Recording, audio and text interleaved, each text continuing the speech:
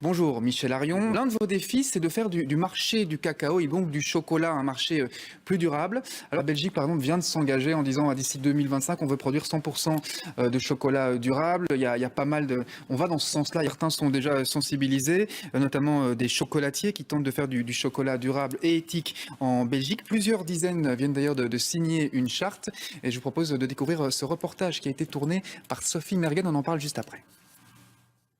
Dans cette chocolaterie familiale, la confection des pralines se fait sans intermédiaire depuis la fève de cacao.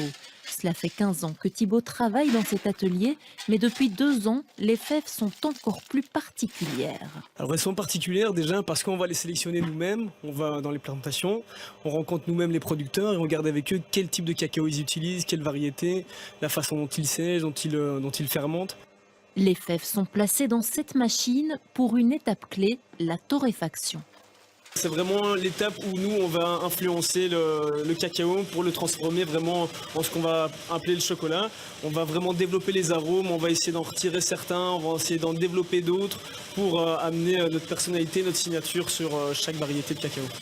La demande mondiale de chocolat explose, mais les producteurs locaux restent sous-payés, moins de 67 cents par jour en moyenne.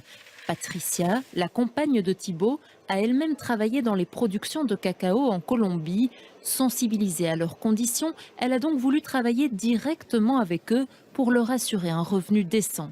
On voulait avoir cette communication directe avec les producteurs, vraiment directe, sans passer par les traders, voir avec eux la fermentation, les fèves qu'ils ont choisi et pouvoir les retribuer 2 ou 3 fois les prix du marché justement pour qu'ils puissent avoir une meilleure condition de vie. Dans cette machine, les fèves concassées sont transformées en fines feuilles de chocolat qui sera ensuite fondue. Le précieux mélange peut alors prendre la direction de l'atelier où sont confectionnées les pralines. Là, en fait, je remplis juste des pralines de ganache au café cognac. Et voilà, après, il faudra juste les refermer et on pourra les démouler. Avec 600 000 tonnes de chocolat écoulées à l'étranger chaque année, la Belgique est le 2e exportateur mondial. Mais à peine 42% de la production est certifiée durable et encore 4% seulement assurent vraiment un revenu décent aux producteurs. Si cette petite chocolaterie est convaincue de l'enjeu, reste à convaincre les grandes industries.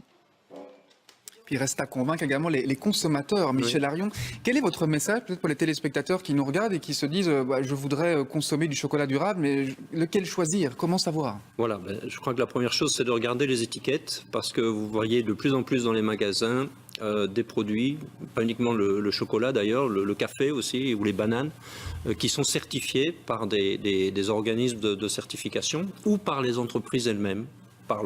Un chocolatier, un vendeur de pralines peut très bien lui-même certifier, comme on vient de voir dans votre reportage. Il y a des labels qui existent aussi. Alors il y a des labels, bien sûr.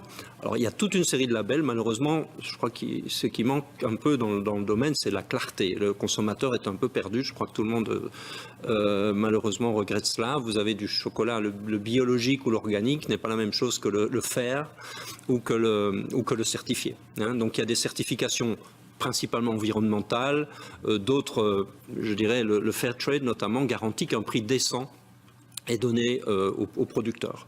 Alors tous les consommateurs non plus n'ont pas le pouvoir d'achat de payer parce que la certification a un prix. Donc ça veut dire que durable, ça veut dire chocolat plus cher pour le consommateur au final? Tout petit peu plus cher. Alors tout ce qui est un tout petit peu pour moi n'est peut-être beaucoup pour certains. Vous avez un exemple? On parle de combien? Peut-être 5%, 10% plus cher. Mais il y a des gens qui calculent à 2%.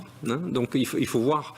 Je crois qu'il faut bien se rendre compte que il y a du chocolat artisanal pour les fêtes qui peut lui supporter un prix un peu plus élevé. Je crois que beaucoup de consommateurs au niveau des fêtes maintenant sont prêts à payer un surcoût s'ils savent que ce chocolat n'est pas produit dans une plantation où des petits enfants sont abusés ou des choses comme ça, où la forêt est détruite. Alors, beaucoup de consommateurs sont prêts, on vient de voir que beaucoup de chocolatiers sont prêts. Après, vous, l'un de vos rôles en tant que directeur de l'Organisation internationale du cacao, ça va être de convaincre les géants du secteur. Oui. C'est eux qui ont les clés. Les industriels, est-ce qu'ils sont prêts à changer selon vous? Je dirais que globalement, oui. Ceux qui sont peut-être le moins prêts à accepter des mécanismes contraignants sont les gouvernements des pays producteurs.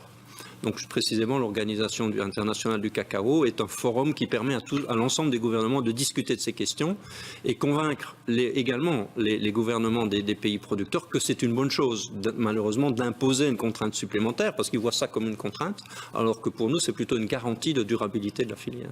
Eh bien écoutez, on va vous laisser parce que je crois comprendre que vous avez du travail et que vous décollez pour Abidjan. Vous allez prendre vos fonctions lundi. Merci beaucoup, Michel Arion, d'avoir été avec nous aujourd'hui.